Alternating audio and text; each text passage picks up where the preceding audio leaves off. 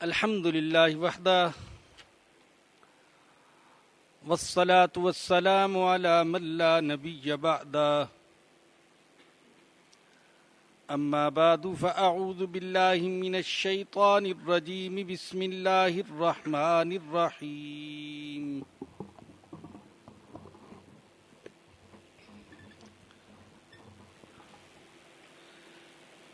يوم تأتي كل نفس تجادل عن نفسها وتوفى كل نفس ما عملت وهم لا يظلمون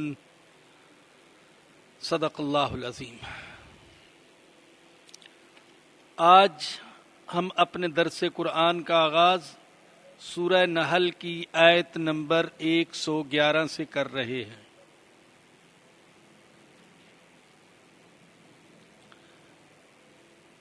چودھویں پارے کا 21واں رکوع شروع ہو رہا ہے اور آیت نمبر ہے 111۔ یوم تأتی کل نفس تجادل عن نفسها، اس دن کو یاد کرو جس دن ہر شخص اپنی طرفداری میں گفتگو کرے گا۔ قیامت کے دن ہر شخص کو اپنی فکر پڑی ہوگی اور ہر کوئی نفسی نفسی کہہ رہا ہوگا، میرا کیا بنے گا، میرا کیا بنے گا، یہی ہر ایک کی زبان پر ہوگا۔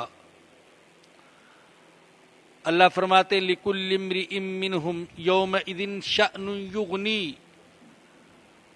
ہر شخص کو اس دن ایسی فکر لاحق ہوگی جو فکر اسے دوسروں سے لاپرواہ کر دے گی، کسی دوسرے کی فکر نہیں ہوگی۔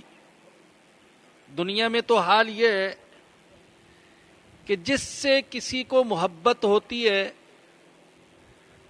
تو خطرے کے وقت اپنے سے زیادہ اس کی فکر ہوتی ہے، ماں کو پریشانی کے وقت اپنے سے زیادہ اپنی اولاد کی فکر ہوتی ہے، لیکن قیامت کے دن ہر ایک کو اپنی فکر ہوگی، دوسرے کی فکر نہیں ہوگی۔ بلکہ اللہ دوسری جگہ فرماتے ہیں کہ جب مجرم کو پکڑا جائے گا اور اسے اپنے جرم کی سزا سامنے نظر آئے گی تو وہ یہ تمنا کرے گا کہ اے کاش مجھے چھوڑ دیا جائے اور میرے بدلے میں میرے بیٹوں کو، میرے باپ کو، میری بیوی کو، میرے بھائی کو پکڑ لیا جائے۔ یود المجرم لو یفتدی من عذابی یومئذ ببنیہ وصاحبتہ واخیہ وفصیلتہ التی تؤویہ ومن فی الارض جمیعا ثم ینجیہ، اے کاش فدیے کے طور پر میرے بیٹوں کو لے لیا جائے، میری بیوی کو لے لیا جائے، میرے بھائی کو لے لیا جائے، میرے قبیلے کو لے لیا جائے، اور زمین میں جو کچھ ہے یہ سارے کا سارا لے لیا جائے اور مجھے چھوڑ دیا جائے، یہ تمنا کرے گا، لیکن اس کی یہ تمنا پوری نہیں ہو سکے گی۔ وَتُوَفَّى كُلُّ نَفْسٍ مَّا عَمِلَتْ، اور ہر شخص کو پورا پورا دیا جائے گا جو اس نے کیا۔ نیک اعمال کیے تو ان کا بدلہ بھی پورا، اور اگر برے اعمال کیے تو ان کی سزا بھی پوری۔ وَهُمْ لَا يُظْلَمُونَ، اور ان پر ظلم نہیں کیا جائے گا، کسی پر ظلم نہیں ہوگا، اس لیے کہ اللہ ظالم نہیں ہے، اللہ ذرے کے برابر بھی کسی پر ظلم نہیں کرتا۔ ان اللہ لا یظلم مثقال ذرہ، نہ اللہ خود ظلم کرتا ہے نہ ظلم کو پسند کرتا ہے، کسی پر بھی ظلم اللہ کو پسند نہیں ہے، خواہ مسلمان پر ظلم ہو یا کافر پر ظلم ہو، دوست پر ظلم ہو یا دشمن پر ظلم ہو، انسان پر ظلم ہو یا حیوان پر ظلم ہو، اللہ کو ظلم پسند نہیں ہے۔ وَضَرَبَ اللَّهُ مَثَلًا، قریۃ کانت آمنہ مطمئنہ. اللہ ایک بستی کی مثال بیان کرتا ہے. اس بستی والے امن سے رہتے تھے، اطمینان سے رہتے تھے.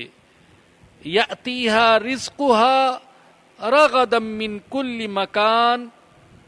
اس بستی والوں کے پاس رزق با فراغت آتا تھا، ہر جگہ سے، ہر طرف سے رزق آتا تھا. فکفرت بانعم اللہ، لیکن انہوں نے اللہ کی نعمتوں کی ناقدری کی.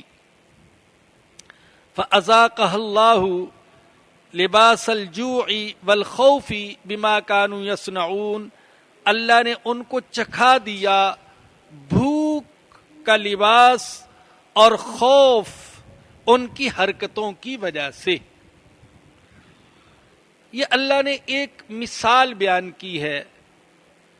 مثال فرضی بھی ہوتی ہے اور حقیقی بھی ہوتی ہے. یہ بھی ہو سکتا ہے کہ اللہ فرضی طور پر فرما رہے ہیں کہ ایک بستی سمجھو ایسی تھی جس پر اللہ کے انعامات کی بارش ہو رہی تھی. امن تھا، اطمینان تھا، تحفظ تھا، خوشحالی تھی، روزگار تھا، ارزانی تھی، اللہ کی نعمتوں کی کثرت تھی. لیکن ان بستی والوں نے اللہ کی نعمتوں کی قدر نہیں کی، جس کی وجہ سے اللہ پاک نے ان پر بھوک اور خوف کو مسلط کر دیا. یہ دو بہت بڑے عذاب ہیں، بھوک اور خوف. اللہ نے سورہ قریش میں قریش کے لیے اپنی جن دو نعمتوں کا ذکر کیا ہے وہ یہی دو نعمتیں ہیں. فَلْيَعْبُدُوا رَبَّ هَٰذَا الْبَيْتِ الَّذِي أَطْعَمَهُم مِّن جُوعٍ وَآمَنَهُم مِّن خَوْفٍ. اس گھر کے رب کی عبادت کرو جس نے تمہیں بھوک کی حالت میں کھلایا اور خوف سے تم کو امن دیا. یہ دو بہت بڑی نعمتیں اللہ پاک کی، یعنی پیٹ بھر کر حلال روزی کا میسر آ جانا اور امن اور تحفظ مل جانا. یہ اللہ پاک کی بہت بڑی نعمتیں ہیں. چنانچہ سیدنا ابراہیم علیہ الصلوۃ والسلام نے جب اپنی اولاد کو کعبہ کے پاس لا کر بسایا تھا تو اللہ سے یہی دو چیزوں کی، ان دو چیزوں کی دعا کی تھی. رب اجعل ھذا بلدا آمنا وارزق اہلہ من الثمرات. اے اللہ اس شہر کو امن والا شہر بنا اور یہاں کے رہنے والوں کو خوب رزق عطا فرما. تو یہ بہت بڑی نعمتیں ہیں اگر کسی کو میسر آ جائیں، امن اور رزق حلال بقدر ضرورت. اور جب اللہ پاک کسی قوم پر اپنا عذاب نازل کرتا ہے تو یہ دو نعمتیں ان سے چھین لیتا ہے. ہاں، بقدر ضرورت رزق کی بجائے غربت ہوتی ہے، بے روزگاری ہوتی ہے، مہنگائی ہوتی ہے، رزق کی تنگی ہوتی ہے، بے برکتی ہوتی ہے، رزق سے برکت ختم ہو جاتی ہے. یہ اللہ کا عذاب ہے، رزق سے برکت ختم ہو جائے. جیسے ہمارے ہاں اب رزق سے برکت ختم ہو گئی. جتنے پیسے آج، جتنی دولت آج ہم کماتے ہیں، ہمارے باپ دادا اس کا سوچ بھی نہیں سکتے تھے، سوچ بھی نہیں سکتے. حیرت ہوتی ہے جب ہم پڑھتے ہیں کہ پاکستان بننے سے پہلے ہمارے جو بزرگ تھے ان میں سے بعض کی تنخواہیں، ماہانہ تنخواہ 10 روپے تھی، 10 روپے تنخواہ تھی، 5 روپے تنخواہ تھی. اور 5 روپے پر اضافہ ہو گیا تو انہوں نے کہا کہ 5 روپے کو کیا کروں گا، میری تو 5 روپے سے ضروریات پوری ہو جاتی ہیں، ان 5 روپے کو کیا کروں گا. آج ہمارے بچے 5 روپے لینا گوارا نہیں کرتے، وہ اٹھا کر پھینک دیتے ہیں. مجھے اتنا بڑا فقیر سمجھتے ہو کہ 5 روپے مذاق کرتے ہو میرے ساتھ اس دور میں؟ تو رزق سے برکت ختم ہو گئی. یہ بھی اللہ کا عذاب ہے.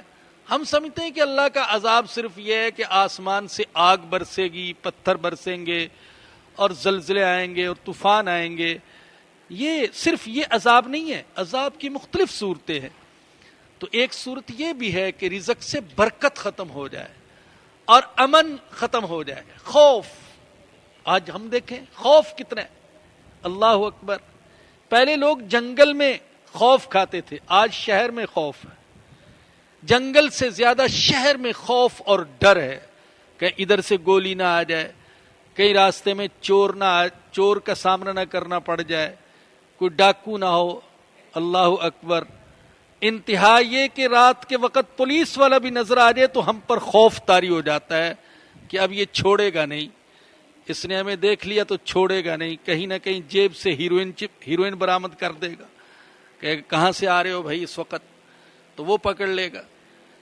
ایک بزرگ آدمی نے بتایا مجھے پولیس والے نے پکڑ لیا, میری تلاشی لی, جیب سے 100 روپیہ نکلا. کہتے یہ کہاں سے لائے ہو 100 روپیہ؟ 100 روپیہ پوچھے کہاں سے لائے ہو؟ اس نے کہا بھائی زیادہ تحقیق نہ کرو, یہ 100 روپیہ تم ہی قبول کر لو بس, ٹھیک ہے مجھے جانے دو. تو خوف ہے, ایک بڑا خوف. رات میں ایک دفعہ ہم کہیں گئے تو دیر تھی, رات میں دیر ہو گئی. اب دور ایک گاڑی خراب تھی, ہاں ہماری گاڑی خراب ہو گئی تو ہم نے گاڑی روک لی. تو دور سے کوئی گاڑی والا آ رہا تھا, اس نے وہاں گاڑی روک دی.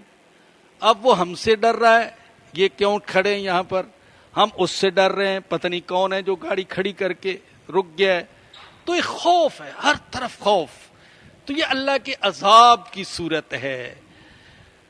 تو اللہ فرماتے ہیں کہ یہ بستی والے ایسے تھے کہ وہاں امن تھا, اطمینان تھا, بقدر ضرورت رزق بھی میسر تھا, لیکن انہوں نے اللہ کی نعمتوں کی قدر نہیں کی. جب قدر نہیں کی تو میں نے بھوک کا لباس اور خوف کا لباس ان کو چکھا دیا. اب دیکھیں بھوک کا کوئی لباس تو نہیں ہوتا, خوف کا کوئی لباس تو نہیں ہوتا, لیکن اللہ کہتے ایسی بھوک, ایسا خوف کہ ہر طرف بھوک ہی بھوک, خوف ہی خوف.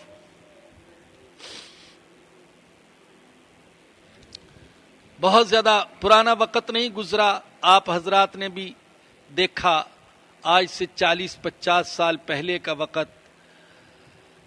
تو پاکستان میں امن تھا, سکون تھا. یہ جدید مشینیں نہیں تھیں, لیکن جو کچھ تھا اس میں لوگوں کو بڑا سکون میسر تھا. اچار سے روٹی کھاتے تھے, چٹنی سے روٹی کھاتے تھے, پیاز اور خربوزے سے روٹی کھا لیتے تھے, لیکن اللہ کا شکر ادا کرتے تھے, مزہ آتا تھا.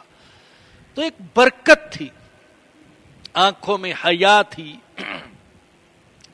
اور ایک دوسرے کے ساتھ محبت تھی. اب وہ چیزیں ختم ہو گئی. تو اللہ کہتے ہیں جو میری نعمتوں کی قدر نہیں کرتا تو اس کو میں ایسے ہی عذابوں میں مبتلا کر دیتا ہوں. تو میں نے کہا بعض حضرات تو کہتے ہیں کہ یہ ایک عام مثال ہے, کسی بھی بستی کی ہو سکتی ہے, یہ پاکستان کی بھی ہو سکتی ہے یہ مثال.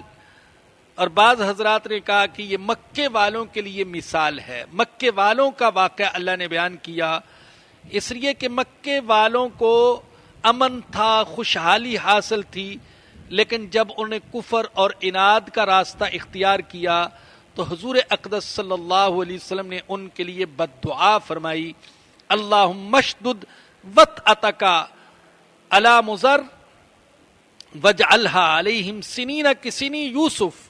اے اللہ ان پر سختی فرما جیسے تو نے مضر پر سختی فرمائی, اور اے اللہ ان پر قحط کو مسلط کر دے. چنانچہ ایسا قحط مسلط ہوا مکے والوں پر کہ حدیث کی کتابوں میں لکھا ہے کہ مردار اور کتے کھانے پر مجبور ہو گئے. اور پھر حضور ہی سے درخواست کی کہ آپ ہمارے لیے دعا کیجئے, اللہ پاک ہمیں اس مصیبت سے نجات دے دے.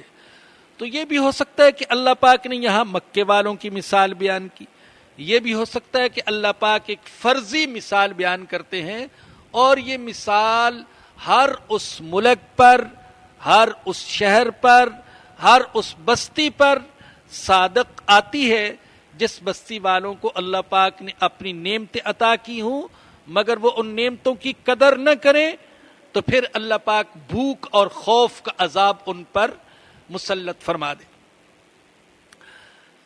وَلَقَدْ جَاءَهُمْ رَسُولٌ مِّنْهُمْ، اور ان کے پاس رسول آیا انہی میں سے، فَكَذَّبُوهُ، انہوں نے اللہ کے رسول کو جھٹلا دیا، فَأَخَذَهُمُ الْعَذَابُ، تو ان کو عذاب نے پکڑ لیا، وَهُمْ ظَالِمُونَ، اس حال میں کہ وہ ظالم تھے۔ فَكُلُوا مِمَّا رَزَقَكُمُ اللَّهُ حَلَالًا طَيِّبًا، یہ ایمان والوں سے خطاب ہے، اے ایمان والو، جو چیزیں اللہ نے تمہیں حلال اور پاک دی ہیں ان کو کھاؤ، ان کو استعمال کرو۔ وَاشْكُرُوا نِعْمَتَ اللَّهِ، لیکن اللہ کی نعمتوں کا شکر بھی ادا کرو، ان کنتم ایاہ تعبدون، اگر تم اسی اللہ کی عبادت کرنے والے ہو۔ تو اللہ کہتے ہیں اے ایمان والو، تم میری نعمتوں کو استعمال کرو، جو کچھ دیا ہے اس کو استعمال کرو، کھاؤ، پہنو، خرچ کرو، لیکن شرط یہ ہے کہ کون سی چیزیں ہوں؟ حلال ہوں اور پاک ہوں۔ دو شرطیں ہیں، حلال اور پاک۔ بعض اوقات ایک چیز پاک ہوتی ہے لیکن حلال نہیں ہوتی۔ اب افیون ہے کسی کے پاس، حلال، یہ پاک تو ہے مگر حلال نہیں ہے۔ کسی کے پاس ہیروئن ہے، یہ پاک تو ہے حلال نہیں ہے۔ اور بعض اوقات ایک چیز حلال ہوتی ہے لیکن وہ پاک نہیں ہوتی۔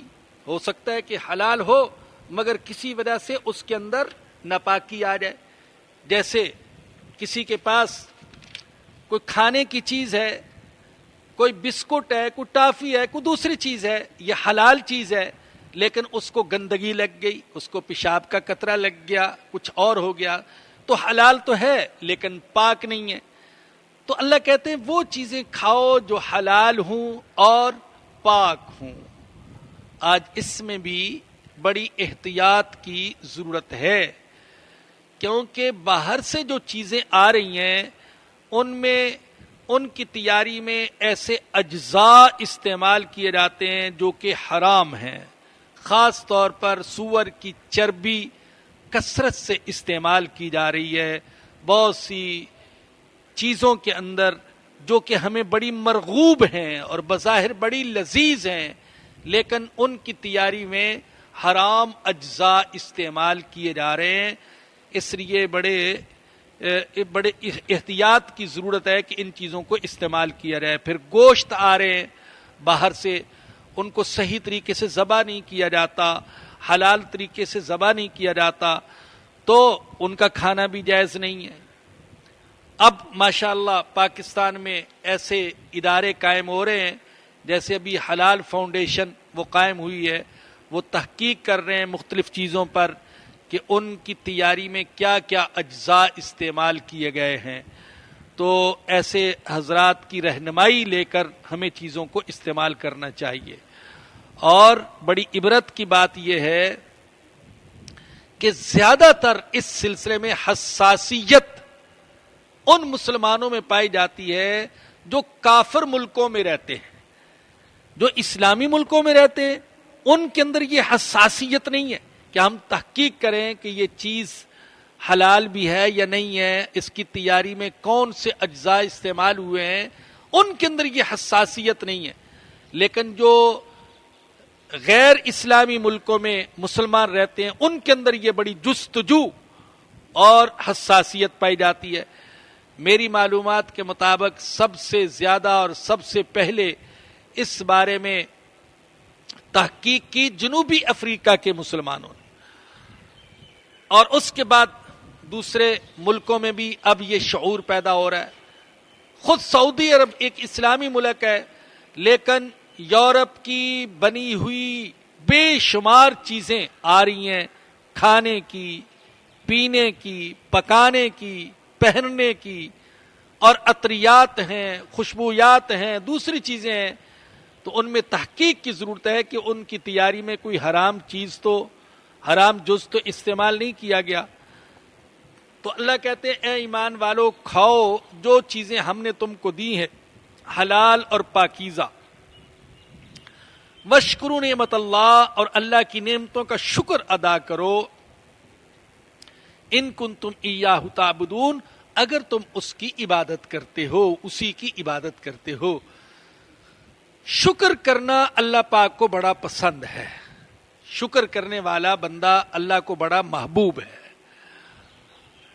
اور شکر ایک عبادت ہے. شکر ایک عبادت ہے، بہت بڑی عبادت. تو اللہ کی ہر چھوٹی بڑی نعمت کا شکر ادا کرنا چاہیے. پیاس کی حالت میں پانی میسر آ جائے تو شکر، بھوک کی حالت میں کھانا میسر آ جائے تو شکر، پہننے کے لیے لباس میسر آ جائے تو شکر، اور رزق حلال کی کمائی کی صورت پیدا ہو جائے تو شکر. اللہ دکان چلا دے تو اس پر شکر، اللہ اولاد دے دے تو اس پر شکر، اللہ مکان دے دے تو اس پر شکر، اللہ نماز کی توفیق دے دے تو اس پر شکر، اللہ ذکر اور دعا کی توفیق دے دے تو اس پر شکر. تو اللہ کی ہر نعمت پر اللہ کا شکر ادا کرنا چاہیے. اور سب سے زیادہ شکر ادا کرنا چاہیے ایمان کی نعمت پر، کہ اللہ پاک نے ہم کو ایمان جیسی عظیم اور بے مثال نعمت عطا فرمائی ہے. بہرحال فرمایا کہ ایمان والو حلال اور پاکیزہ چیزیں کھاؤ لیکن حرام سے بچو.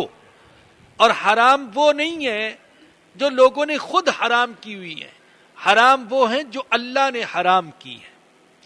اس دنیا میں جتنی چیزیں ہیں ان میں حلال زیادہ ہیں، حرام بہت کم ہے. لیکن مشرکین نے بعض چیزوں کو خود اپنی طرف سے حرام کیا ہوا تھا.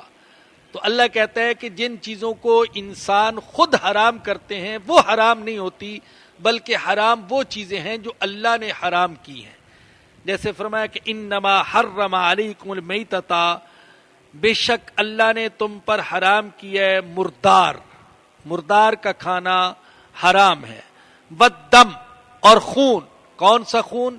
بہنے والا خون، وہ حرام ہے. جو گوشت کے ساتھ لگا ہوا خون ہے وہ حرام نہیں ہے. ولحم الخنزیر، اور خنزیر کا گوشت. خنزیر ایسی چیز ہے کہ اس کا ایک ایک جز حرام ہے. اس کا گوشت حرام، اس کی ہڈیاں حرام، اور اس کے بال بھی حرام. ہر چیز حرام ہے. لیکن اللہ پاک نے گوشت کا خاص طور پر ذکر کیا اس لیے کہ غذا کے طور پر گوشت کا استعمال زیادہ ہوتا ہے، وگرنہ خنزیر کا ہر جز حرام ہے. یہ بھی سننے میں آیا کہ بعض یہ برش جو ہیں یہ خنزیر کے بالوں سے بنے ہوئے آتے ہیں، تو ان سے بھی بچنا چاہیے. تو خنزیر کا ہر جز وہ حرام ہے. وما اہل لغیر اللہ بھی، اور جس جانور کو غیر اللہ کے نام پر رکھا جائے، غیر اللہ کے لیے نام زد کیا جائے، وہ بھی حرام ہے. جس جانور کو غیر اللہ کے نام پر ذبح کیا گیا تو وہ بھی حرام. حضرت ابن عباس رضی اللہ عنہ فرماتے ہیں ملعون من ذبح لغیر اللہ، جو اللہ کے علاوہ کسی اور کے نام پر جانور کو ذبح کرتا ہے وہ لعنتی ہے. تو جانور کو ذبح کرتے وقت اللہ کا نام لینا چاہیے، غیر اللہ کا نام لینا یہ جائز نہیں ہے. اس سے وہ حرام ہو جاتا ہے، اس کا کھانا وہ جائز نہیں ہوتا. بلکہ یاد رکھیں صرف جانور ہی نہیں بلکہ ہر چیز اس پر اللہ ہی کا نام لیا جائے. جو بھی صدقہ خیرات ہے وہ اللہ کے نام کا ہے، چاہے وہ سالن ہی کیوں نہ ہو، وہ اللہ ہی کے نام کا ہے. یہ نہ کہے کہ یہ فلاں پیر کے نام کا ہے اور فلاں شیخ کا نام کا ہے، یہ کہنا جائز نہیں ہے. ایک یہ دیکھیں کوئی کھانا وغیرہ پکا کر اللہ کے لیے دینا اور اس کا ثواب کسی بزرگ کو پہنچا دینا، یہ اور چیز ہے. اور ایک ہے غیر اللہ کے نام پر کھانے کو مخصوص کر دینا، یہ اور چیز ہے. جیسے بعض جاہل لوگ کرتے ہیں کہ آج کا دودھ جو ہے وہ سارے کا سارا 11ویں والے کے لیے ہے. اب دودھ کو مخصوص کر دیا اس کے لیے کہ صرف 11ویں والے کے نام کے لیے یہ دودھ مخصوص ہے. آج کے دودھ سے صرف اسی کے نام کی کھیر پکائی جائے گی اور کسی کے لیے اس دودھ کا استعمال کرنا جائز نہیں ہے. تو یہ سوچ بھی غلط ہے، یہ طریقہ بھی غلط ہے. تو جو کچھ بھی ہو وہ اللہ کے نام پر ہو، صدقہ، خیرات، کپڑا، روپیہ، پیسہ، کھانا، سب اللہ کے نام کا۔ بہت سے مانگنے والے وہ کہتے پھرتے نظر اللہ، نیاز حسین، یہ بھی ناجائز ہے، یہ غلط ہے، یہ طریقہ صحیح نہیں ہے۔ سب کچھ اللہ کے نام کا ہے، نظر بھی اللہ کے نام کی ہے اور نیاز بھی اللہ کے نام کی ہے۔ فمن اضطر غیر باغ، جو شخص مجبور ہو جائے مگر شرط یہ کہ لذت کا طالب نہ ہو، ولا عادن، اور حد سے تجاوز کرنے والا نہ ہو، فإن اللہ غفور رحیم، تو بے شک اللہ بخشنے والا ہے، اللہ رحم کرنے والا ہے۔ اگر کوئی شخص اضطرار کی حالت کو پہنچ جائے، اضطرار کیا؟ اس کو اپنی جان جانے کا خطرہ ہو اور حلال غذا میسر نہ ہو جان بچانے کے لیے، تو اسلام اجازت دیتا ہے کہ حرام کا استعمال کیا جا سکتا ہے۔ کوئی شخص جنگل میں، وہاں اسے حلال روزی میسر نہیں اور موت کا اندیشہ ہے، تو اسلام اجازت دیتا ہے کہ تم مردار کا گوشت کھا سکتے ہو، تم خنزیر کا گوشت کھا سکتے ہو، تم خون پی سکتے ہو جان بچانے کے لیے، مگر دو شرطیں لگائیں، ایک یہ کہ لذت کا حصول یہ پیش نظر نہ ہو کہ مزہ آئے گا، اور دوسرے کہ حد سے تجاوز نہ کرے۔ اگر آدھا پاؤ سے جان بچ سکتی ہے تو آدھا پاؤ سے زیادہ استعمال کرنا یہ جائز نہیں ہے، یہ حد سے تجاوز ہو جائے گا۔ اور یہی مسئلہ حرام دواؤں کے لیے ہے۔ اگر کسی بیماری کے لیے کوئی حلال دوا میسر نہ ہو اور کوئی ماہر طبیب اور دین کا علم رکھنے والا حکیم ڈاکٹر مشورہ دے کہ تم فلاں حرام چیز اگر استعمال کرو تو جان بچ سکتی ہے، تو مجبوری کے تحت حرام دوا کا، حرام چیز کا استعمال کرنا یہ جائز ہوگا، لیکن اتنا ہی جس سے جان بچ جائے، اس سے زیادہ استعمال کرنا یہ جائز نہیں ہے۔ وَلَا تَقُولُوا لِمَا تَصِفُ أَلْسِنَتُكُمُ الْكَذِبَ هَذَا حَلَال وَهَذَا حرام، جن چیزوں کے متعلق تمہارا جھوٹا زبانی دعویٰ ہے ان کے بارے میں یہ نہ کہو کہ یہ حلال ہے اور یہ حرام ہے، لِتَفْتَرُوا عَلَى اللَّهِ الْكَذِبَ، جس کا حاصل یہ ہوگا کہ تم اللہ پر جھوٹی تہمت لگاؤ گے۔ ان الذین یفترون علی اللہ الکذب لا یفلحون، بے شک وہ لوگ جو اللہ پر جھوٹ گڑتے ہیں وہ کامیاب نہیں ہو سکتے۔ حلال اور حرام کا اختیار صرف اللہ کے پاس ہے۔ کسی انسان کے لیے کسی حرام چیز کو حلال کرنا یا حلال کو حرام کرنا یہ جائز نہیں ہے، حتیٰ کہ اللہ نے اپنے پیارے پیغمبر حضرت محمد الرسول اللہ صلی اللہ علیہ وسلم کو بھی اجازت نہیں دی۔ چنانچہ سورہ تحریم 28ویں پارے کی جو سورہ تحریم ہے، جس میں فرمایا کہ یا ایھا النبی لما تحرم ما احل اللہ لک، اے میرے نبی جو چیز آپ کے لیے اللہ نے حلال کی ہے آپ اس کو کیوں حرام قرار دیتے ہیں؟ یہ اللہ نے فرمایا۔ یہ اس وقت فرمایا جب حضور اقدس صلی اللہ علیہ وسلم نے ایک واقعے میں یہ قسم اٹھا لی تھی کہ آج کے بعد میں شہد استعمال نہیں کروں گا، لیکن اللہ نے اس پر تنبیہ فرمائی، فرمایا کہ اے میرے حبیب جس چیز کو اللہ نے آپ کے لیے حلال کیا ہے اس چیز کو آپ اپنے لیے حرام قرار نہیں دے سکتے۔ تو نبی کے لیے جب جائز نہیں ہے حلال کو حرام کرنا تو غیر نبی کے لیے یہ کیسے جائز ہو سکتا ہے؟ اور آج جو مغربی جمہوریت ہے جس کا ہمارے ہاں بھی بڑا چرچا ہے اور جمہوریت کے بڑے شیدائی پائے جاتے ہیں، تو مغربی جمہوریت کا حاصل کیا ہے کہ اکثریت حلال کو حرام کر سکتی ہے، حرام کو حلال کر سکتی ہے۔ چنانچہ برطانیہ کی اسمبلی میں ہم جنس پرستی کو حلال کر دیا گیا. کس بنا پر؟ اکثریت کی بنا پر. لیکن اسلام کا اصول یہ ہے کہ جس چیز کو اللہ نے حرام کر دیا اسے کوئی حلال نہیں کر سکتا اگرچہ سارے انسان متفق ہو جائیں، اسمبلی کے سارے ممبران بھی متفق ہو جائیں تو بھی حرام حلال نہیں ہو سکتا.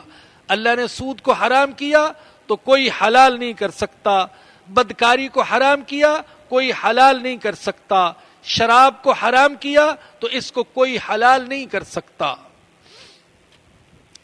متاع قلیل، فرمایا کہ چند روزہ عیش ہے. وَلَهُمْ عذاب علیم، اور ان کے لیے دردناک عذاب ہے. کن لوگوں کے لیے؟ جو اپنی طرف سے کسی چیز کو حلال کہہ دیتے ہیں اور کسی چیز کو حرام کہہ دیتے ہیں.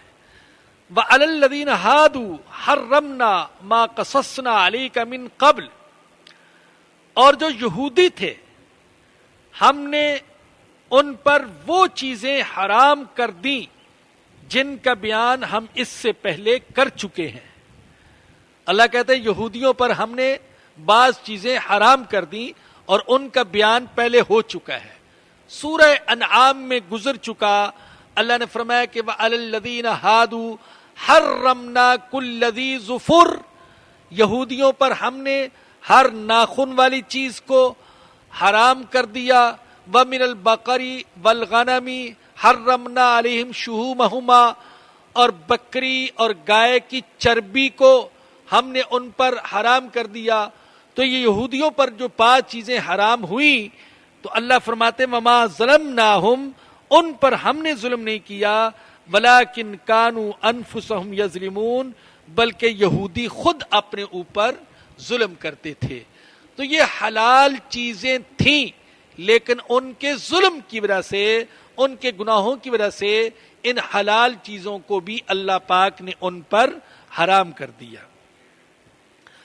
ثم ان ربک للذین عملوا السوء بجہالۃ، پھر جن لوگوں نے جہالت سے برے کام کیے، ثم تابوا من بعد ذالک، پھر اس کے بعد انہوں نے توبہ کر لی، وَأَصْلَحُوا، اور اپنی اصلاح کر لی، ان ربک من بعدہا لغفور رحیم، تو بے شک تیرا رب اس کے بعد بخشنے والا ہے، رحم کرنے والا ہے.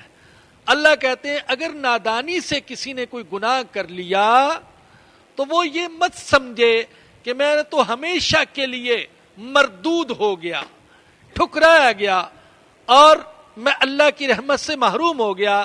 اللہ کہتے نہیں، اگر کسی نے نادانی سے کوئی گناہ کیا ہے اور توبہ کر لے تو اللہ اس کو معاف کر دیتا ہے. اور اس کا یہ مطلب نہیں ہے کہ جہالت سے گناہ کیا ہو تو توبہ سے معاف ہو جائے گا، اور اگر جہالت کے بغیر کیا ہو تو معاف نہیں ہوگا. یہ نہیں ہے، بلکہ اصل بات یہ کہ جو بھی گناہ ہوتا ہے وہ جہالت سے ہی ہوتا ہے، بے وقوفی سے ہوتا ہے اور نفس کے غالب آنے سے ہوتا ہے. اور جہالت کا مطلب یہی ہے. جہالت کا مطلب یہاں بے علمی نہیں ہے کہ نہ جاننے سے گناہ کر لیا، یہ مطلب نہیں ہے، بلکہ جہالت کا مطلب ہے بے وقوفی، نفس کا غلبہ، شہوت کا غلبہ. تو اگر کسی نے جہالت کی وجہ سے گناہ کر لیا اور پھر توبہ کر لی تو اللہ کہتے ہیں میں اس کو معاف کر دیتا ہوں. ان ابراہیم کان امتن قانتا، مشرکین کی تردید کے بعد اللہ پاک موحد اعظم کا تذکرہ کرتے ہیں. موحد اعظم حضرت ابراہیم علیہ السلام سب سے بڑے موحدین کے سردار تھے حضرت ابراہیم علیہ السلام. اللہ ان کا ذکر کر رہے ہیں اور یہاں اللہ نے حضرت ابراہیم علیہ السلام کی 9 صفات بیان فرمائی ہیں. فرمایا کہ ان ابراہیم کان امتن، بے شک ابراہیم امت تھے. ابراہیم امت تھا. امت کا معنی کیا ہے؟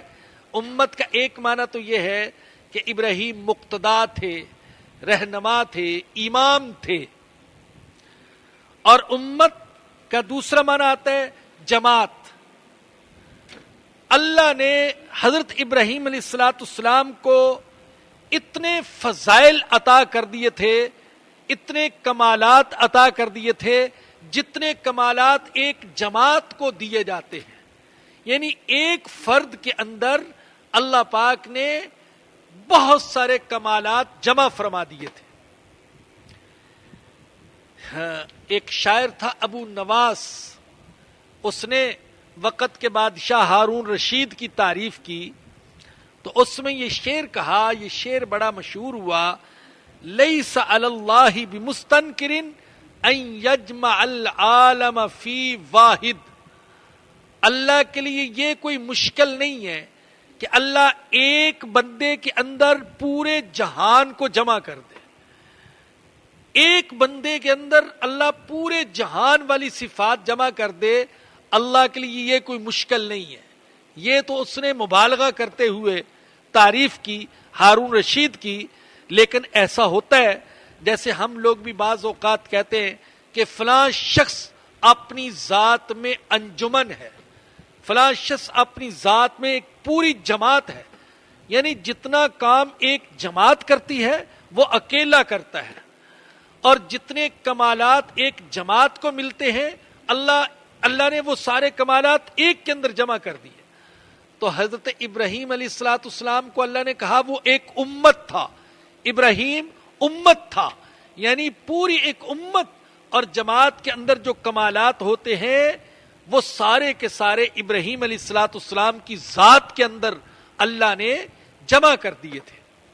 تو یہ پہلی صفت ابراہیم علیہ السلام کی، کان امتن، کہ ابراہیم ایک امت تھے. دوسری صفت قانتا للہ، وہ اللہ کے پورے فرما بردار تھے، خشوع کرنے والے اور فرما برداری کرنے والے. تیسری صفت حنیفہ، وہ یکسو تھے، یعنی ہر طرف سے کٹ کر صرف اللہ کے ہو گئے تھے. اس کو کہتے ہیں حنیف. نمبر 4 ولم یک من المشرکین، اور وہ مشرکین میں سے نہیں تھے. مشرک دعویٰ کرتے تھے کہ ہم ابراہیم علیہ السلام کی ملت پر ہیں، ہم ابراہیمی ہیں. اللہ کہتے تم ابراہیمی ہونے کے کیسے دعوے دار ہو؟ ابراہیم تو مشرک نہیں تھے اور تم مشرک ہو. نمبر 5، پانچویں صفت حضرت ابراہیم علیہ السلام کی شاکرا لانعمی، وہ اللہ کی نعمتوں کا شکر ادا کرنے والے تھے. اللہ نے ان کو جتنی نعمتیں عطا کی وہ ان نعمتوں کا شکر ادا کرتے تھے. نمبر 6 اجتباہ، اللہ نے ابراہیم کو چن لیا، ابراہیم کو منتخب کر لیا. نمبر 7 وہداہ الی صراط مستقیم، اور اللہ نے ابراہیم کو سیدھے راستے پر ڈال دیا تھا، سیدھے راستے پر چلنے کی توفیق دے دی. نمبر 8 وَآتَيْنَاهُ فِي الدُّنْيَا حَسَنًا، ہم نے ابراہیم کو دنیا میں بھلائیاں عطا فرمائی. اللہ کہتے ہیں ہم نے ابراہیم کو دنیا میں بھلائیاں عطا فرمائی، بہت ساری بھلائیاں عطا فرمائی. ایمان عطا کیا، ایمان کی دعوت کا منصب عطا کیا، نیک اولاد عطا کی اور محبوبیت عطا کی. حضرت ابراہیم علیہ السلام کو اللہ نے ایسی محبوبیت عطا کی کہ دنیا کے ہر مذہب والے وہ حضرت ابراہیم علیہ السلام سے محبت کرتے ہیں اور اپنے آپ کو ان کی طرف منسوب کرتے ہیں. یہودی کہتے ہیں ہم ابراہیمی ہیں، عیسائی کہتے ہیں ہم ابراہیمی ہیں، مشرک کہتے تھے ہم ابراہیمی ہیں. حتیٰ کہ کہا جاتا ہے کہ ہندوستان کے ہندو یہ جو برہمن کو مانتے ہیں تو یہ بھی ابراہیم کا بگڑا ہوا لفظ ہے، گویا کہ یہ بھی حضرت ابراہیم علیہ السلام کا احترام کرتے ہیں. تو اللہ پاک نے حضرت ابراہیم علیہ السلام کو ایسی محبوبیت عطا فرمائی اور اس کی دعا کی تھی حضرت ابراہیم علیہ السلام نے وَاجْعَلْ لِي لِسَانَ صِدْقٍ فِي الْآخِرِينَ، اے اللہ آنے والوں میں مجھے عزت عطا کرنا، محبوبیت عطا کرنا. تو اللہ نے حضرت ابراہیم علیہ السلام کی اس دعا کو قبول فرما لیا. وَإِنَّهُ فِي الْآخِرَةِ لَمِنَ الصَّالِحِينَ، یہ نویں صفت ہے حضرت ابراہیم علیہ السلام کی. فرمایا کہ بے شک وہ آخرت میں اچھے لوگوں میں ہوں گے. اس کی بھی دعا کی تھی حضرت ابراہیم علیہ السلام نے.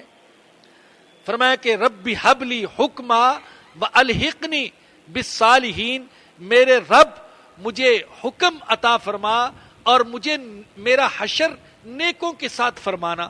تو اللہ تعالیٰ نے حضرت ابراہیم علیہ السلام کی اس دعا کو بھی قبول فرما لیا.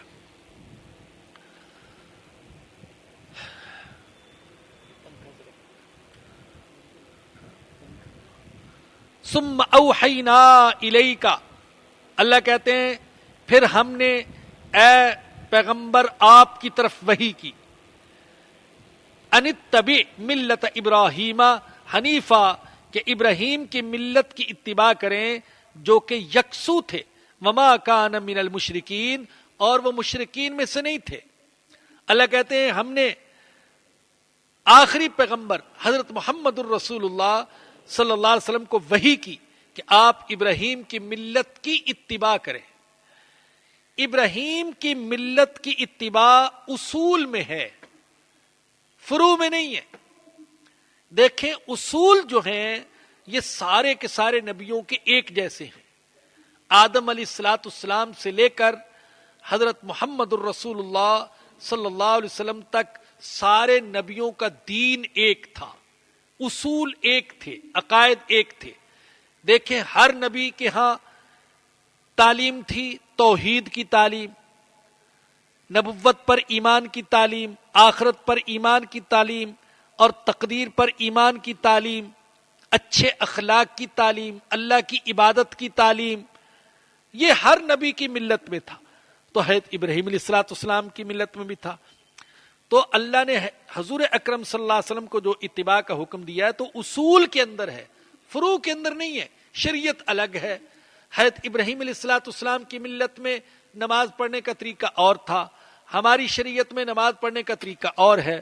حضرت ابراہیم علیہ السلام کی ملت میں زکوٰۃ کا نصاب کچھ اور تھا، ہماری شریعت میں زکوٰۃ کا نصاب کچھ اور ہے. تو شرعی اور جزوی اور فروعی مسائل میں تو فرق ہے، لیکن اصول وہ ایک ہے. وما کان من المشرکین، اور وہ مشرکین میں سے نہیں تھے. انما جعل السبت علی الذین اختلفوا فیہ، اللہ فرماتے ہفتے کا دن عبادت کے لیے مقرر کیا گیا ان لوگوں پر جن لوگوں نے اس کے بارے میں اختلاف کیا. دیکھیے حدیث سے یہ ثابت ہے،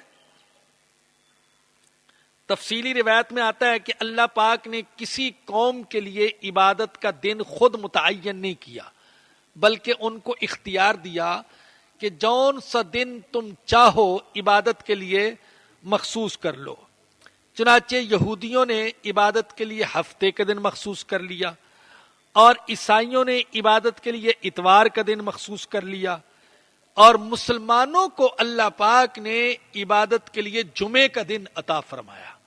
خاص جو عزت اور احترام والا دن ہے وہ جمعے کا دن ہے، اور یہ جمعے کا دن سید الایام ہے، یہ سارے دنوں کا سردار ہے. تو حضور اقدس صلی اللہ علیہ وسلم نے ایک حدیث میں فرمایا کہ دوسری قوموں کی توجہ جمعے کے دن کی طرف نہیں گئی، اللہ نے اس دن کو ہمارے لیے مخصوص کیا ہوا تھا. حالانکہ یہ سارے دنوں سے افضل دن، لیکن کسی کی توجہ اس کی طرف گئی نہیں، بلکہ دوسرے دنوں کی طرف توجہ گئی. ہماری توجہ ہمارے لیے اللہ پاک نے جمعے کے دن مخصوص کر دیا.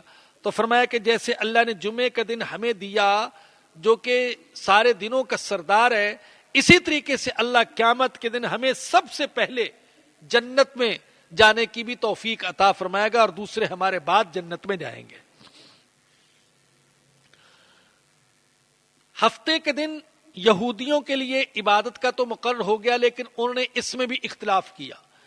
کسی نے تو ہفتے کے دن کی تعظیم کی اور کسی نے ہفتے کے دن کی توہین کی، جیسا کہ دوسری جگہ سے ثابت ہے اللہ نے ان کا امتحان لینے کے لیے کیا کہ وہ دریا کے کنارے رہتے تھے تو ہفتے کے دن مچھلیاں خوب آ جاتی اور دوسرے دن میں مچھلیاں نہیں آتی تھیں.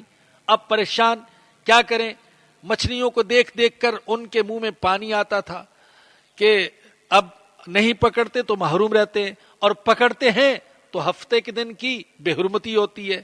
تو شیطان نے ان کو طریقہ سکھایا کہ ایسا طریقہ بتاتا ہوں کہ اللہ بھی خوش ہو جائے گا اور تم بھی خوش ہو جاؤ گے، ایسا طریقہ بتاتا ہوں. اور طریقہ یہ بتایا کہ دریا کے کنارے گڑھے کھود دو، ہفتے کے دن ان کی طرف سوراخ کر دیا کرو، مچھلیاں جمع ہو جائیں گی، پھر بند کر دیا کرو، پکڑنا نہیں، ہاتھ نہیں لگانا بھائی، یہ غلط ہے، ہاتھ نہیں لگاؤ، باقی کڑے کے اندر پکڑ لو، ان کو بند کر لو. تو چنانچہ مچھلیاں وہاں جمع ہو جاتی اور پھر پانی بند کر کے سیدھے اپنے عبادت خانے میں جاتے، اللہ اللہ کرتے، کہتے دیکھو جی ہم نے تو ہاتھ لگایا ہی نہیں ہے مچھلیوں کو، اور پھر اتوار کے دن آ کر پکڑ لیتے. تو یہ ہیلا بازی انہوں نے کی جس کی وجہ سے ان پر اللہ کا سخت عذاب نازل ہوا، کسی کو بندر بنا دیا گیا اور کسی کو خنزیر بنا دیا گیا. تو یہ امتحان ہوتا ہے، اس طریقے سے اللہ پاک کسی کو آزماتے ہیں. حضرت مفتی رشید احمد صاحب نور اللہ مرقدہ، یہ جو آوارہ پھرنے والی عورتیں ہیں ان کو بنی اسرائیل کی مچھلیاں کہتے تھے کہ یہ بھی بنی اسرائیل کی مچھلیاں ہیں. جیسے وہ یہودی جو تھے بنی اسرائیل، مچھلیوں کو دیکھ دیکھ کر ان کے منہ میں پانی آتا تھا، تو بہت سے آوارہ لوگ ہیں ان کے منہ میں بھی ان آوارہ عورتوں کو دیکھ دیکھ کر پانی آتا ہے. جیسے وہ بھی ہیلے بازی کرتے تھے کہ کیسے مچھلیوں کو پکڑے، تو یہ بھی ہیلے بازیاں کرتے ہیں. تو یہ بھی ایک امتحان ہے، ایک آزمائش. دیکھیں میرا حکم سن کر یہ نظروں کو جھکا لیتا ہے یا یہ کہ نفس کی اتباع کرتے ہوئے اپنی نظروں کو گندا کرتا ہے. تو یہ بھی ایک امتحان ہے یہ آوارہ اور بے پردہ عورتیں. انما جعل السبت علی الذین اختلفوا فیہ، ہفتے کا دن مقرر کیا گیا ان لوگوں پر جنہوں نے اس میں اختلاف کیا. وَإِنَّ رَبَّكَ لَيَحْكُمُ بَيْنَهُمْ يَوْمَ الْقِيَامَةِ فِيمَا كَانُوا فِيهِ يَخْتَلِفُونَ، اور بے شک تیرا رب ان کے درمیان قیامت کے دن فیصلہ کر دے گا ان چیزوں میں جن میں وہ اختلاف کرتے ہیں. ادعو الى سبیل ربک بالحکمت والموعظۃ الحسنہ، اے میرے نبی آپ اپنے رب کے راستے کی طرف دعوت دیں حکمت کے ساتھ اور موعظہ حسنہ کے ساتھ. وجادلہم باللتی ہی احسن، اور ان کے ساتھ اچھے طریقے سے بحث کیجیے. بھئی یہاں پہلے یہ بات سمجھ لیں کہ دین کی دعوت یہ انبیاء کرام علیہم الصلوۃ والسلام کے دنیا میں آنے کا مقصد ہے. انبیاء جو دنیا میں آتے ہیں تو وہ دین کی دعوت کے لیے آتے ہیں، یہ ان کا فرض منصبی ہے. اور حضور اکرم صلی اللہ علیہ وسلم کا تو خصوصی وصف تھا داعی ہونا، دین کا داعی ہونا یہ حضور کا خصوصی وصف تھا. چنانچہ اللہ پاک نے حضور کے جو اوصاف قرآن میں بیان کیے تو ان میں ایک وصف یہ ہے وَدَاعِيًا إِلَى اللَّهِ، آپ اللہ کی طرف دعوت دینے والے ہیں. جیسے نبی کا مشن تھا، منصب تھا دعوت دینا، اسی طریقے سے نبی کی امت پر بھی دین کی دعوت دینا یہ لازم ہے. چنانچہ اللہ پاک قرآن پاک میں فرماتے ہیں وَلْتَكُمْ مِنْكُمْ أُمَّةٌ يَدْعُونَ إِلَى الْخَيْرِ، تم میں سے ایک جماعت ہونی چاہیے جو نیکی کی دعوت دے، اچھے کاموں کا حکم دے اور برائی سے روکے. اور یہ دین کی دعوت سارے اعمال میں سے بہتر عمل ہے. چنانچہ اللہ پاک فرماتے ہیں قرآن کریم میں وَمَنْ أَحْسَنُ قَوْلًا مِمَّنْ دَعَا إِلَى اللَّهِ وَعَمِلَ صَالِحًا وَقَالَ إِنَّنِي مِنَ الْمُسْلِمِينَ، اس سے زیادہ اچھی بات کس کی ہو سکتی ہے جو کہ دین کی دعوت دیتا ہو، جو اللہ کی طرف بلاتا ہو اور نیک عمل کرتا ہو اور کہتا ہو کہ میں مسلمانوں میں سے ہوں. تو اللہ نے اس آیت کریمہ میں اپنے نبی کو حکم دیا کہ آپ دعوت دیجیے، اپنے رب کے راستے کی طرف دعوت دیجیے، لیکن دعوت دیجیے دو طریقے سے۔ نمبر ایک، حکمت کے ساتھ، حکمت کے ساتھ دعوت دیجیے۔ حکمت کیا چیز ہے؟ حکمت یہ ہے کہ نفسیات کا، حالات کا اور موقع محل کی رعایت کرنا، یہ حکمت ہے کہ اس طریقے سے بات کی جائے کہ بات دل میں اتر جائے۔ اب شہری سے بات کرنے کا طریقہ اور ہے، دیہاتی سے بات کرنے کا طریقہ اور ہے، پڑھے لکھے سے بات کرنے کا طریقہ اور ہے، ایک جاہل سے بات کرنے کا طریقہ اور ہے۔ تو موقع محل کو دیکھ کر اس طریقے سے بات کی جائے کہ بات دل کے اندر اتر جائے، حکمت، اور ایک اس کے جذبات کا لحاظ کرتے ہوئے اس کے ساتھ بات کی جائے تاکہ بات سمجھ میں آ جائے۔ میں اس کی ایک مثال دوں گا حدیث سے۔ حدیث میں آتا ہے، حضرت ابو امامہ رضی اللہ عنہ کہتے ہیں کہ ایک نوجوان آیا حضور اقدس صلی اللہ علیہ وسلم کی خدمت میں، سارے صحابہ بیٹھے ہوئے تھے۔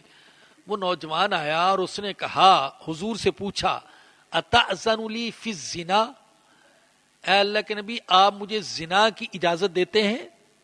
مجھے زنا کی اجازت دے دیں، یہ اس نے کہہ دیا۔ جب اس نے یہ کہا تو صحابہ چیخ اٹھے کہ کیسی بری بات کہہ رہا ہے۔ حضور نے فرمایا خاموش ہو جاؤ، اس نوجوان سے کہا میرے قریب آ جاؤ۔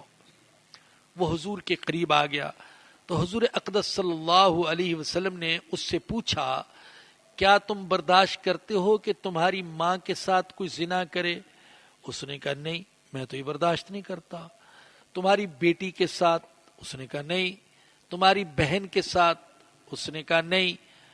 ایک روایت میں اور بھی رشتوں کا ذکر ہے، پھپھی، خالہ وغیرہ کا ذکر، تم برداشت کرتے ہو ان کے ساتھ کوئی زنا کرے؟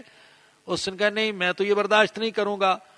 تو حضور اقدس صلی اللہ علیہ وسلم نے فرمایا جیسے تم برداشت نہیں کرتے تو دوسرے بھی یہ برداشت نہیں کرتے، پسند نہیں کرتے۔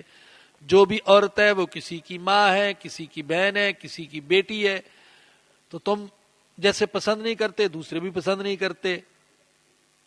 اور اس کے بعد حضور اقدس صلی اللہ علیہ وسلم نے اس کے سینے پر ہاتھ رکھا اور اللہ سے دعا فرمائی، اللہم طہر قلبہ وحسن فرجہ، اے اللہ تو اس کے دل کو پاک کر دے اور اس کو عفت و پاک دامنی عطا فرما دے، اس کی شرمگاہ کی حفاظت فرما۔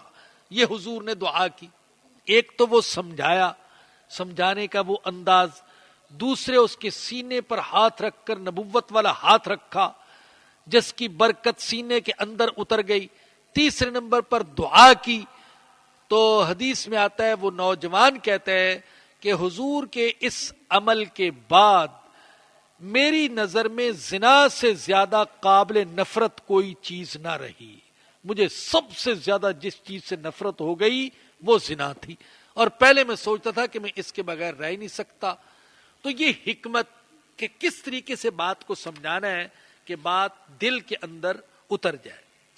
تو فرمایا کہ میرے نبی آپ اپنے رب کے راستے کی طرف دعوت دیں حکمت کے ساتھ، موقع محل کو دیکھ کر، نفسیات کو دیکھ کر، جذبات کو دیکھ کر اور اپنے مخاطب کو دیکھ کر۔ دوسری چیز والموعظۃ الحسنہ، اور اچھے واعظ و نصیحت کے ذریعے سے آپ دعوت دیں۔ موعظہ کیا ہے؟ خیر خواہی کی بات اس طریقے سے کرنا کہ دل نرم ہو جائے۔ مثلا کسی عمل کا ثواب بتا دیا، اس کے فوائد بتا دیے، یا کسی گناہ کا عذاب بتا دیا، اس کے نقصانات بتا دیے، یہ واعظ ہے۔ تیسری چیز ہے وَجَادِلُهُمْ بِالَّتِي هِيَ أَحْسَنُ، ان کے ساتھ بحث کریں اچھے طریقے سے۔ دعوت تو یہ دو طریقے سے دینی ہے، حکمت کے ساتھ اور موعظہ حسنہ کے ساتھ۔ اگر کوئی مجبوری پیش آ جائے تو پھر بحث بھی کر سکتے ہیں، لیکن بحث کے بارے میں بھی فرمایا کہ بحث کریں تو اچھے طریقے سے بحث کریں۔ اچھے طریقے سے بحث کیا ہے؟ کہ گفتگو میں نرمی ہو اور ایسے دلائل دیے جائیں جو آسانی سے سمجھ میں آ جائیں. یہ ہے بحث, اچھے طریقے سے بحث. اب ہماری بحثیں اور مناظرے کیا ہوتے ہیں کہ اس میں پہلے سے یہ طے کر لیا جائے گا کہ میں نے بات ماننی نہیں ہے, بس یہ طے کر لیا جائے گا میں نے ماننا نہیں, کچھ بھی ہو جائے میں مانوں گا نہیں. بحث میں شکست نہیں میں نے تسلیم کرنی ورنہ ناک کٹ جائے گی. لوگوں میں مشہور ہے کہ بھئی کسی نے کہہ دیا کہ کوا سفید ہوتا ہے, اب وہ بڑا اس کو منانے کی کوشش کر رہے ہیں, دیکھو یہ کوا کالا ہے, یہ دیکھو. اگر کہاں کالا ہے, کہاں دیکھتے نہیں یہ سفید ہے, بیوقوفو دیکھو صحیح, ارے آنکھیں کھولو, اندھے ہو گئے ہو, سفید کو کالا کہتے ہو. بہت انہوں نے کوشش کی لیکن نہیں مانا, اڑا رہا. آخر میں انہوں نے تنگ کر کے دیا اچھا سفید ہی صحیح, اور لو ہاتھ دو, سب مان گئے ہیں کہ کوا سفید ہوتا ہے. تو یہ ایک منانے کا طریقہ ہوتا ہے کہ اڑ گیا بات پر, مانتا ہی نہیں ہے, حتیٰ کہ مخالف مان گیا لیکن یہ نہیں مانا. تو یہ ایک اڑیل طریقہ, ضدی طریقہ کہ اپنی برتری کو ثابت کرنا کہ میں بڑی چیز ہوں. پھر ہمارے ہاں مناظروں میں کیا ہوتا ہے کہ جو مخالف ہوتا ہے اس کو ذلیل کیا جاتا ہے, کسی نہ کسی طریقے سے اس کو ذلیل کر دیں اور صحیح بات کو بھی غلط معنی پہنا کر اس کو سب کے سامنے شرمندہ کر دیں. اب جو مناظرہ سننے والے ہوتے ہیں وہ اکثر جاہل, ایسی بات کو سمجھنے والے نہیں, سطحیت پسند, تو ان کے جذبات کا غلط فائدہ اٹھاتا ہے تو صحیح بات کو بھی غلط معنی پہنا دیتا ہے. اب جیسے وہ مشہور ہے ایک مولانا کا کہ انہوں نے اب کسی کے ساتھ مناظرہ کیا تو حدیث پڑھی قال قال رسول اللہ صلی اللہ علیہ وسلم. اب قال کا معنی عربی میں ہوتا ہے کہا, صحابی نے کہا, حضور فرماتے تھے, اصل معنی یہ ہے, یہ آپ سن لیں. قال کا معنی ہوتا ہے صحابی کہتا ہے کہ رسول اللہ نے یہ کہا. اب جب اس نے کہا قال رسول اللہ صلی اللہ علیہ وسلم تو اس نے شور کر دیا, ارے دیکھو کہہ رہا ہے رسول اللہ کالا, رسول اللہ کالا, ارے رسول کالا ہو سکتا ہے. اب وہ جاہل لوگ جو مشتعل ہو گئے, واقعی یہ تو بڑا کوئی وہابی گستاخ ہے, بے ادب ہے جو رسول کو کہہ رہا ہے کالا, تو اسی سے مناظرہ ختم ہو گیا. تو یہ ہمارے مناظرے ہیں, اس میں مقصد ہوتا ہی نہیں ہے کسی کو بات کو سمجھانا, کسی کے دل کو بدلنا اور کسی کو حق بات تسلیم کروانا, یہ مقصد ہی نہیں ہوتا. مقصد ہوتا ہے اپنے آپ کو بڑا ثابت کرنا, میں علامہ بن جاؤں, میں بڑا بن جاؤں, میری واہ واہ ہو جائے, میرے نعرے لگ جائیں, بس یہ مقصد ہوتا ہے. تو یہ طریقہ نہیں ہے بحث کا. اللہ کہتے ہیں وَجَادِلْهُمْ بِالَّتِي هِيَ أَحْسَنُ, ان کے ساتھ اچھے طریقے سے بحث کریں. ان ربک هو اعلم بمن ضل عن سبیلہ, بے شک تیرا رب خوب جانتا ہے ان کو جو اس کے راستے سے گمراہ ہو گئے. وہو اعلم بالمہتدین, اور اللہ خوب جانتا ہے ہدایت پانے والوں کو. یہاں میں مختصر طور پر آپ کو یہ بتا دوں کہ انبیاء کرام علیہ الصلوۃ والسلام کی سیرت کا جب ہم مطالعہ کرتے ہیں تو ہمیں ان کی دعوت میں جو خصوصیات نظر آتی ہیں, 4 بڑی خصوصیات ہیں. پہلی خصوصیت تمام انبیاء کی دعوت میں جو نظر آتی ہے وہ یہ کہ وہ انسانیت کے خیر خواہ تھے, بھلائی چاہتے تھے, فائدہ چاہتے تھے, کامیابی چاہتے تھے. انہیں محبت تھی انسانوں سے, ان کو دوزخ سے بچانا چاہتے تھے, ان کو جنت کی طرف لے جانا چاہتے تھے, خیر خواہی کا جذبہ. چنانچہ اللہ تعالیٰ حضرت نوح علیہ السلام کے بارے میں فرماتے ہیں کہ انہوں نے کہا اپنی قوم سے ابلغکم رسالات ربی وانصح لکم, میں تم تک اپنے رب کا پیغام پہنچاتا ہوں اور میں تمہارا خیر خواہ ہوں. اور حضرت صالح علیہ السلام نے اپنی قوم سے کہا یا قوم لقد ابلغتکم رسالت ربی ونصحت لکم ولکن لا تحبون الناصحین, میری قوم میں نے تم تک اپنے رب کا پیغام پہنچا دیا اور میں تمہارا خیر خواہ ہوں, لیکن تم خیر خواہوں کو پسند ہی نہیں کرتے ہو. میں کیا کروں, تم تو خیر خواہوں کو پسند ہی نہیں کرتے ہو.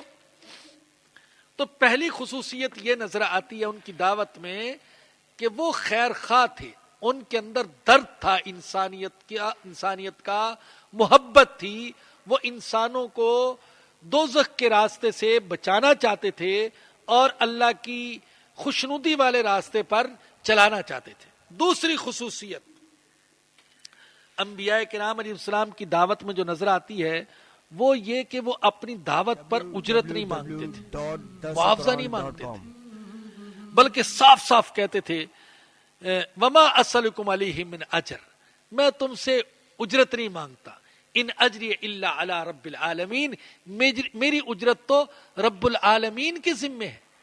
اللہ نے ایک ہی پارے میں ایک ہی جگہ حضرت نوح علیہ السلام, حضرت ہود علیہ السلام, حضرت صالح علیہ السلام, حضرت لوط علیہ السلام, حضرت شعیب علیہ السلام, ان پانچوں نبیوں کی زبان سے اللہ نے نقل کیا ہے کہ پانچوں نبیوں نے اپنی امت سے کہا ما اسألکم علیہ من اجر, میں اس دعوت پر تم سے کوئی اجرت نہیں مانگتا, ان اجری الا علی رب العالمین, میری اجرت تو بس رب العالمین کے ذمے ہے.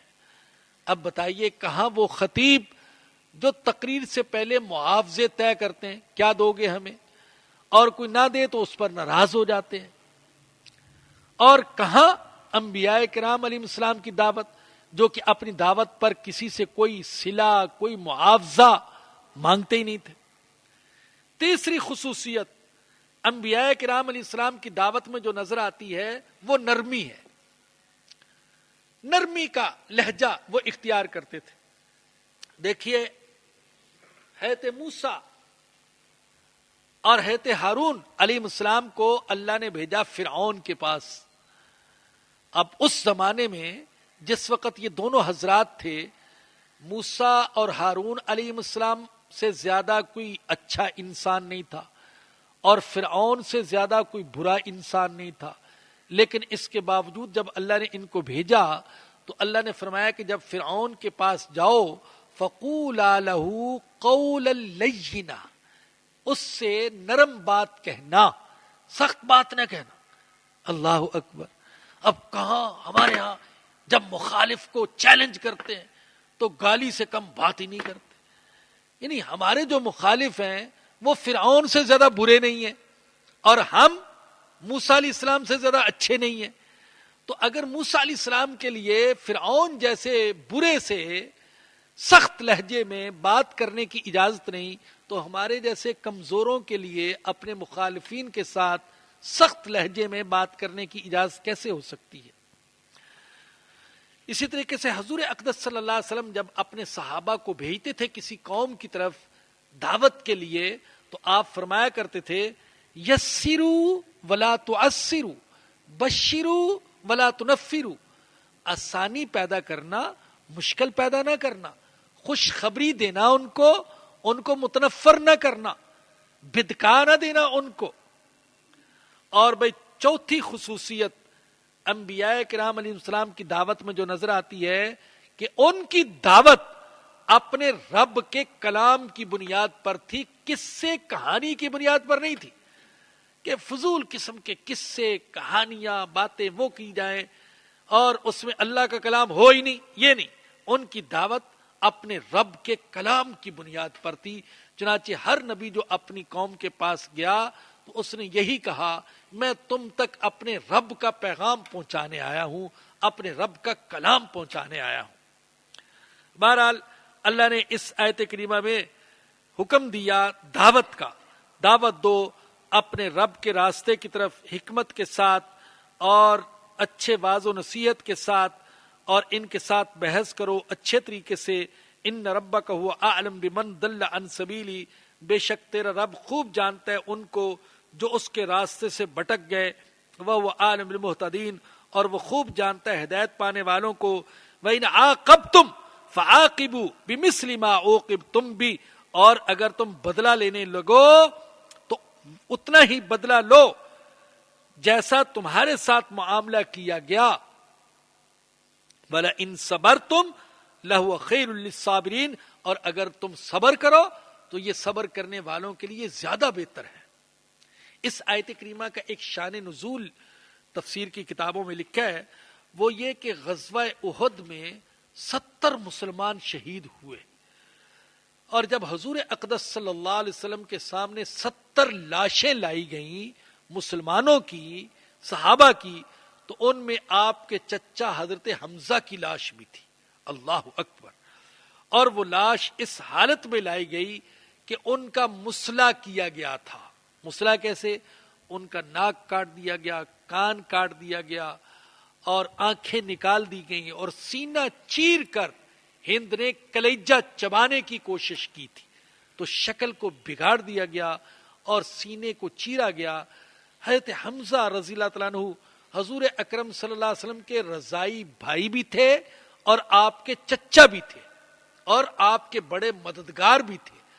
جب حضور اقدس صلی اللہ علیہ وسلم نے اپنے محبوب چچا کی یہ حالت دیکھی تو آپ جوش میں آ گئے اور آپ نے فرمایا کہ اگر اگلے سال مجھے اللہ نے مشرکین پر فتح دی تو انہوں نے جو کچھ میرے چچا کے ساتھ کیا ہے میں 70 مشرکوں کے ساتھ یہ کروں گا.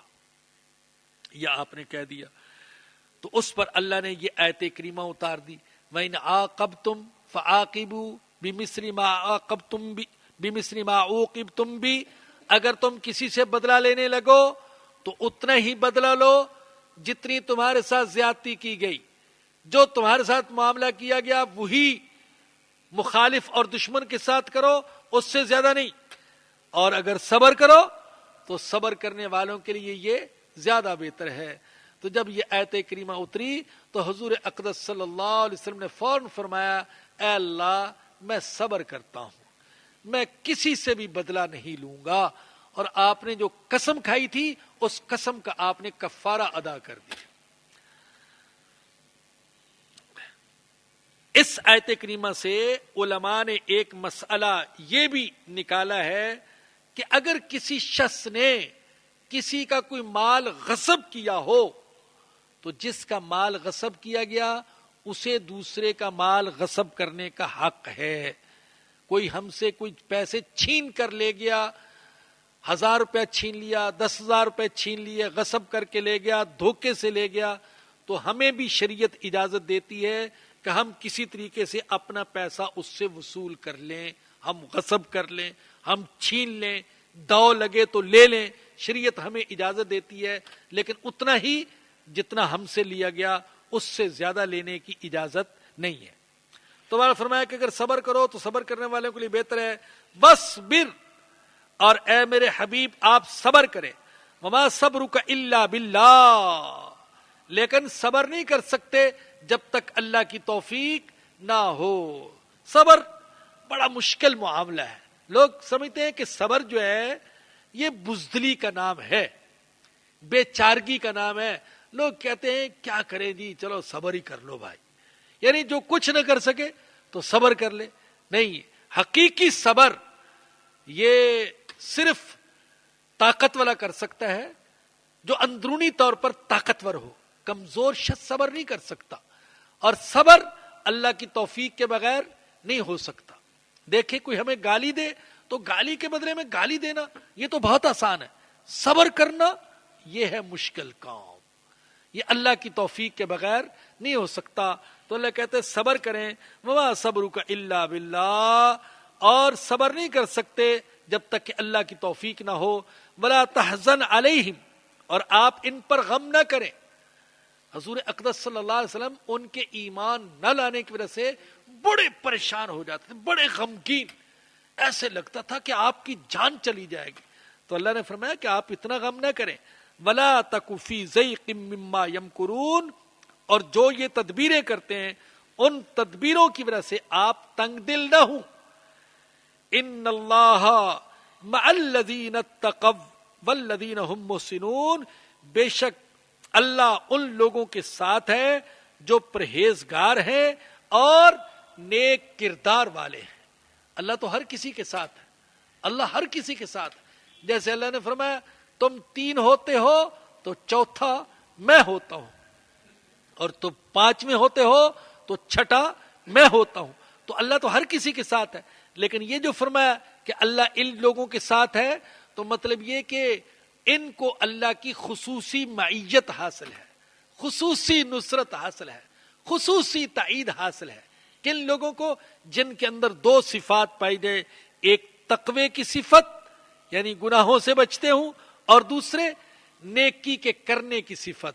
اللہ پاک یہ دونوں صفات ہم کو بھی عطا فرمائے تاکہ اللہ پاک کی خصوصی معیت اور تائید اور نصرت وہ ہم کو بھی حاصل ہو. وآخر دعوانا الحمدللہ رب العالمین. میرے لیے یہ ایک انتہائی مسرت کا مقام ہے اور اللہ پاک کا شکر ادا کرنے کا موقع کہ الحمدللہ یہ جو ہمارا درس قرآن کا سلسلہ چل رہا ہے تو الحمدللہ اس میں 19 پارے ختم ہو گئے ہیں. 14 پارے شروع سے اور 5 پارے آخر سے پہلے ہو چکے تو 19 پارے ہو گئے. ہم اللہ سے دعا کرتے ہیں اللہ پاک بقیہ 11 پاروں کا بھی درس دینے کی توفیق عطا فرمائے. آپ بھی دعا کیجیے گا. اور زندگی کی سب سے بڑی حسرت ہے کہ اللہ پاک یہ جو درس قرآن کا سلسلہ ہفتہ واری چل رہا ہے اس میں اللہ پاک ہمیں پورا قرآن ختم کرنے کی توفیق دے دے تاکہ انٹرنیٹ پر بھی پورا قرآن لگ جائے. ہم دنیا سے چلے جائیں گے یہ درس قرآن سنا جاتا رہے گا اور ہمارے لیے ایک صدقہ جاریہ ہوگا. اللہ پاک ہمیں اخلاص عطا فرمائے. وآخر دعوانا الحمدللہ. www.darsequran.com